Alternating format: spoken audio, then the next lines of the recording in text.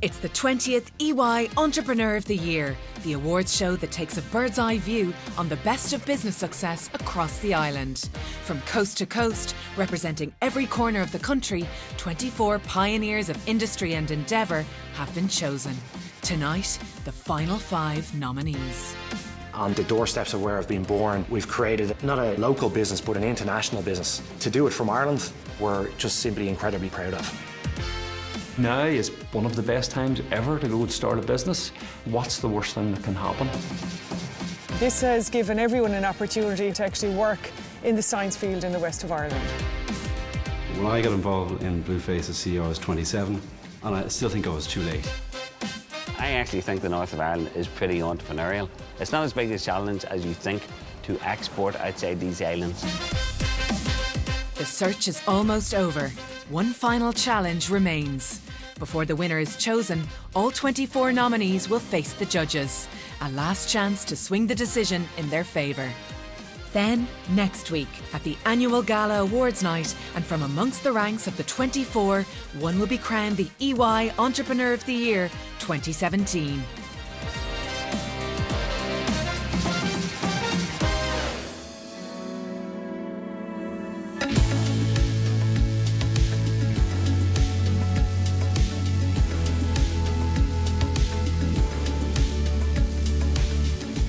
Mark Barrett's company APC develops ways of taking pharmaceutical and biotech discoveries and turning them into medicine. Success has been swift since launch in 2011. Today at HQ in Dublin, they're moving into an extra 30,000 square feet of space. This is one of the good days, the exciting days. It's an indication that we're doing the right things as a company. You can hear the chatter in the background, the energy, that's what keeps me going, so it's going to be a great day. Okay folks, you're all welcome. So thanks to everybody for taking the time out to come to what is, I think, the next milestone for APC. We've grown the company from nothing, no VC or private equity, to over 100 staff in the space of 5 to 6 years. 80% of those are PhD qualified. What's great is that that's all happening in Ireland. Like, we're really, really proud of that. On the doorsteps of where I've been born, we've created not a local business, but an international business. We've grown the company from no revenue to over 20 million euros of revenue. And 85% of that is outside of Ireland, so we're looking to grow a global brand and to bring science and engineering to that global stage, and to do it from Ireland, we're just simply incredibly proud of.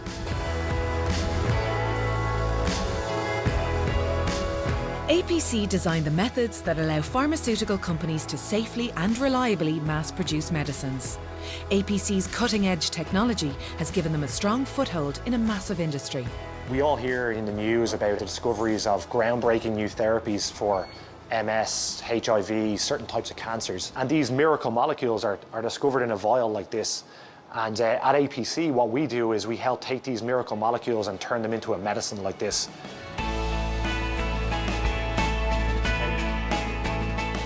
Self-funded and growing organically, the principal capital investment in APC has been sweat equity.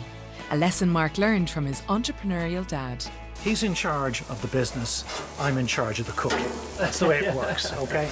So he comes to my house and drinks my beer. That's the way it works. My dad, he's an entrepreneur, he had his own business. Southside News was the name of his company, and he had these jumpers he put myself and my brothers in, and we thought they were pretty cool jumpers, but what he was doing was pushing his brand around the local community through his kids. I think they were exposed to the commercial reality at a very early stage, and I think maybe that's the one thing that I sort of underestimate the importance of as they grew up. I look at and see what my dad did in the 80s. He did it himself, so why can't I? We're the masters of our own destiny.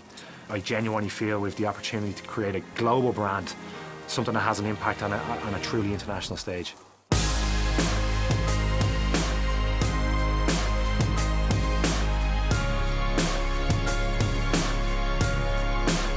Patrick McAliskey created his own dream job when he founded software company Novus 23 years ago. I always had a little bit of an entrepreneurial spirit. I always wanted to create a business myself. I think it was to allow me to control my own destiny. That's the number one, and I think financial security was also in there. You can start up a business today for a few £100 and you can try it out to see is it working, and then if it's not working you can pivot and go and do something else. So now is one of the best times ever to go and start a business. Yes, there is global competition everywhere you go, but that shouldn't stop you. So if I was talking to people who are considering it today, I would say go and do it, because what's the worst thing that can happen? It can fail, but you can go and do something else.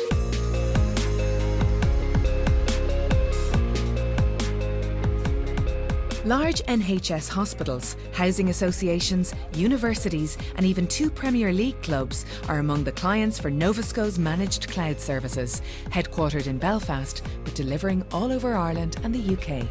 We employ 155 people today. Our turnover is just north of about 30 million. We have around 450 customers, and they are spread out through all of the UK and Ireland. Some of the contracts in the past may have been maybe multiple hundreds of thousands or £1 million. A recent contract we won for Notting Hill Housing was 10 million over 5 years. So that allows us to get into the much bigger league. The ambition and the confidence have gone hand in hand, whereas we become more ambitious and win stuff, we then get more confident, and that rolls on.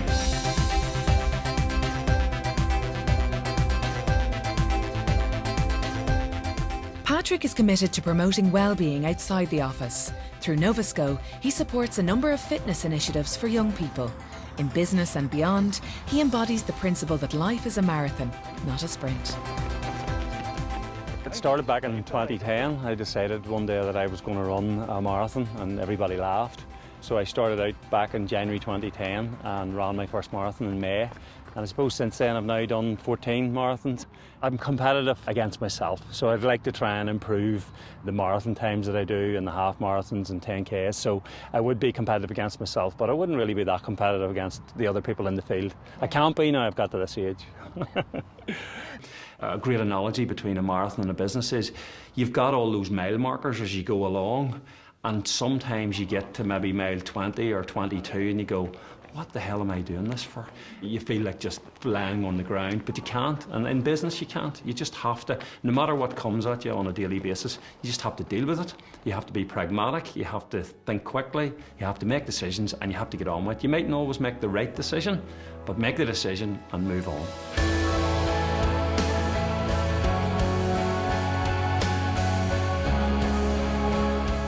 In 1994, Galway girl Evelyn O'Toole founded CLS, the largest privately owned contract laboratory in Ireland. So we're here at Omey Island. This is very close to where I grew up. This is somewhere that I would relish and hold very dear. Today I've got my brother Colin and his son Donica, my sister Pat and her daughter Sarah. The village that we come from is called Cushetra, which is very close to here. So it's a very special place for me, this whole area. This is my place. I never really wanted to live anywhere else than Connemara. The furthest place I wanted to live was Galway City. And that would actually have been one of my main motivations for setting up CLS in 1994, following redundancy, to make a commitment to try and set up a business here. The benefit is we've created a platform for employment for lots of other scientists. At the moment, we've got 140 people in CLS. 99% are all science graduates. So this has given everyone an opportunity who wants to live in the west of Ireland to actually work in the science field in the west of Ireland.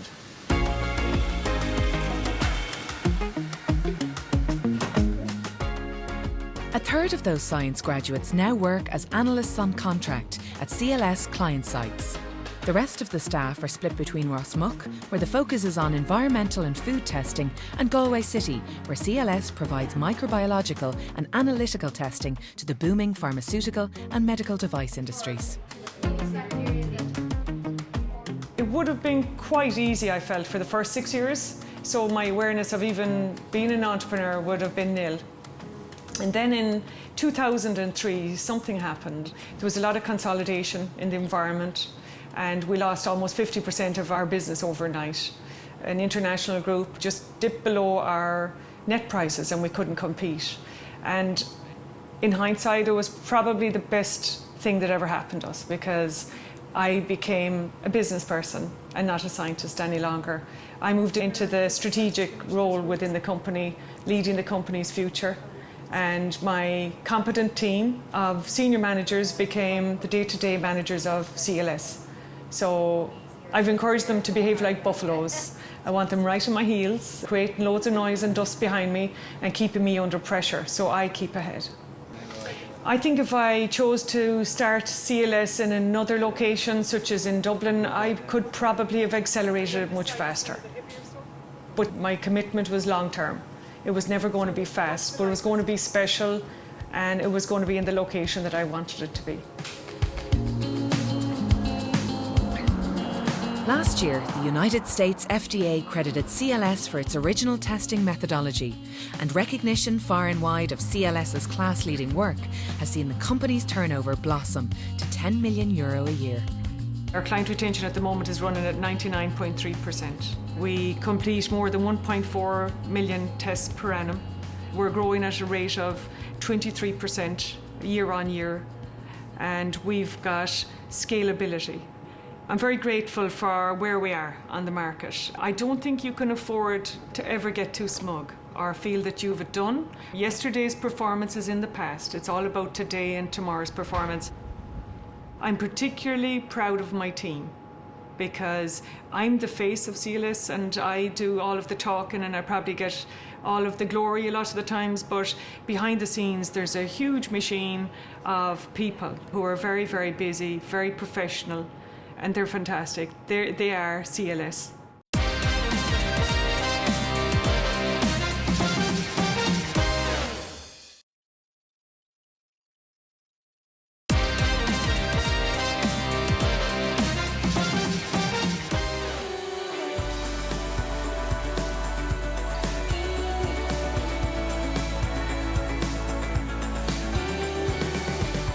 If entrepreneurs are born and not made, then Alan Foy may be the living proof. The Dubliner went looking for a home for his business building ambitions, and he found it at communications company Blueface. When I left college, I went into a company called NCB Stockbrokers, which was a kind of an investment bank, and really kind of learned to professionalise myself. But I still had this entrepreneurial bug, so I actually left to go and look for a company to get involved in that I could scale and bring to the next level. And I've always had a keen interest in entrepreneurship.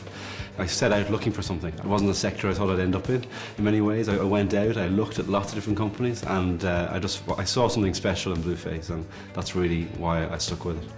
Blueface replaced traditional phone lines with landline and mobile services delivered via the cloud. This year, with the move into North America, they underlined their growth ambitions, even though it all started in a much smaller territory, Ireland. The Irish market is a great market to test bed your product in because we are very discerning as buyers in this marketplace and we'll give feedback instantly, which is positive, which means that you can refine the product. So we've actually really, in our world, been able to refine our product quite a lot over the last few years, just from Irish business owners' feedback, which has been great. So in the course of the last year, actually, we've turned up in 7 markets around the world, 7 new countries. We've localised the platform in 7 countries. We're regulated in 7 countries. And that's happened literally in this course of the last year. So it's easy to start it. It's the big trick and the big strategic question for us is making sure that we can execute as fast as we possibly can to grow in those markets as well. Entrepreneurship has been good to Alan, and he's committed to spreading the word. He often returns to his old school, Mount Temple, to encourage the next generation of business leaders.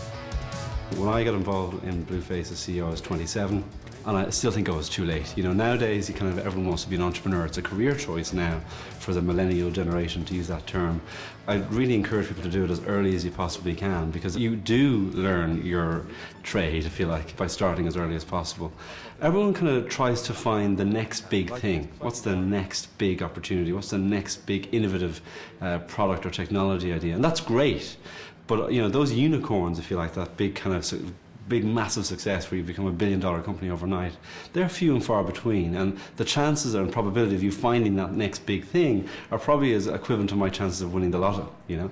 So don't necessarily just focus on the next big thing. Focus on markets that are growing, markets that are scaling, and find your niche or find your segment, if you like, of that market opportunity. So if it's a market that's growing, just take your slice of it and make sure it's big enough to incentivize you to get there.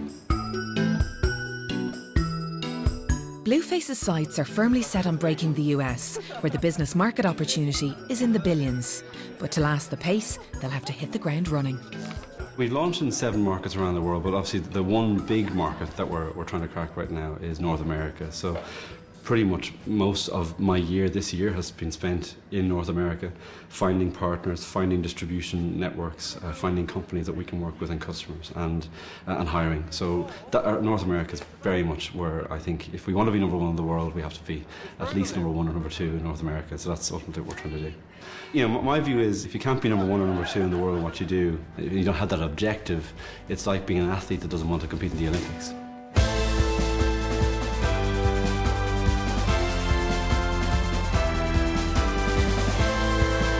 Dara Cullen's materials handling machinery is designed, built and shipped worldwide from Edge Innovate's HQ in Dungannon. Not one to shy away from a challenge, in business or in life, Dara and friends are in training for an endurance event in aid of charity.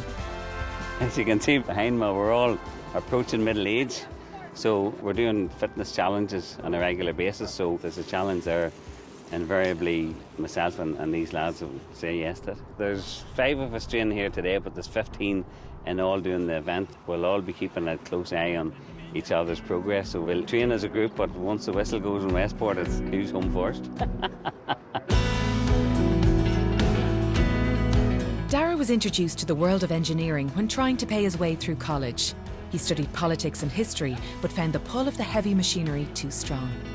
I love practical stuff, I love the mechanical stuff. My father had a background in the motor sector, so I always loved nuts and bolts and engines and how things go together. So it sort of brought about my ambition to challenge myself, but also connected that with, if you like, my mechanical interests.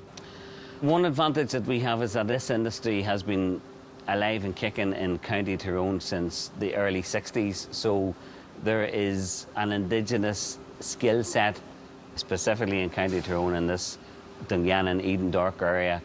There's a lot of historical skills supported by the local schools, and I'm glad to say we have access to those skills. I actually think the north of Ireland is pretty entrepreneurial, but people need encouragement and more incentives to be able to see that running a business shouldn't just be selling product in the north of Ireland or in the island of Ireland or in the UK. Actually, there's a big world out there, and it's not as big a challenge as you think to export outside these islands. I can remember the first day we exported our first product to the United States, and that was a big day in our lives and in our business. But machines have been dispatched here every day of the week, going all across the world. And from a logistical point of view, it doesn't matter whether they're going to Australia or whether they're going to Belgium or Holland or France. The world is a lot smaller for us now than it's ever been.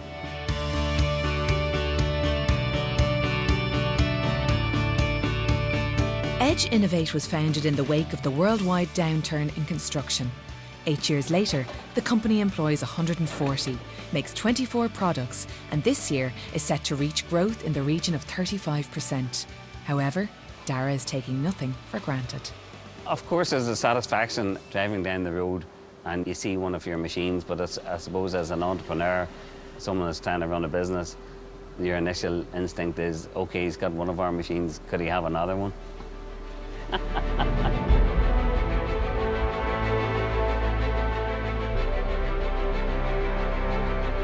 That's it. We've met all the finalists, but one hurdle remains. Judges' Day, a final opportunity to tell their story and plead their case in front of some of Ireland's most fearsome entrepreneurs. So the judging panel takes the breath away from all our entrepreneurs today. They walk into that room and they see these incredible people that they've read about in papers and seen on TV, and now they're in the same room and they're going to tell them about their businesses. These are all former winners and finalists of our programme. This is really authentic entrepreneurship at play. All of our judges, all of our alumni feel a responsibility to impart knowledge, to enable the next generation of entrepreneurs not to make the same mistakes, to accelerate their experiences into creating businesses. So there is a huge amount of high quality advice here, and all of our judges have little nuggets to hand out to everybody. What advice would the judging panel, a dozen of Ireland's most accomplished entrepreneurs, offer budding business brains? I suppose I'd say to anybody starting their own business, First of all is just be resilient, keep going. You need self-belief, but also you need to talk to people, and if they give you advice about your product and service, listen to them. The one thing you will see from this competition is there's lots of different types of businesses out there. The best advice I can give is if you have an idea, if you think it's a good idea, if you think you'll get a buzz for it, just go for it. Business is all about relationships. So whether that's the people on your team or whether it's relationships with your customers, that's what's key to business success. Follow your dream, stick to what you know, and to stay at it. Set your goals incredibly high and then build your team around them. The worst day as an entrepreneur is better than the best day working for a large organisation. To get a good sales-orientated, sales-focused CEO around them, and he in turn with him could build a strong management team. What I'd say to people trying to start up a business is think global from the start. We can win in the world, there are plenty of good examples. Many of the stories started with the lurking entrepreneur inside them getting out. So the message is, if you think you can do it, let the lurking entrepreneur out, let it loose. The arguments have been heard, the decision has been made, the search is over, and all that remains is to reveal the winners. Next week, the grand finale of this year's competition culminates in a star-studded award show at City West. This year, Evelyn and I are going to be presenting the EY Entrepreneur of the Year Award. The best and the brightest business brains in this country are competing for that coveted title. We'll bring the stories behind their success, the highs and lows, and of course, announce the winners. So join us for the EY Entrepreneur of the Year Awards on B3 on Monday, 30th of October.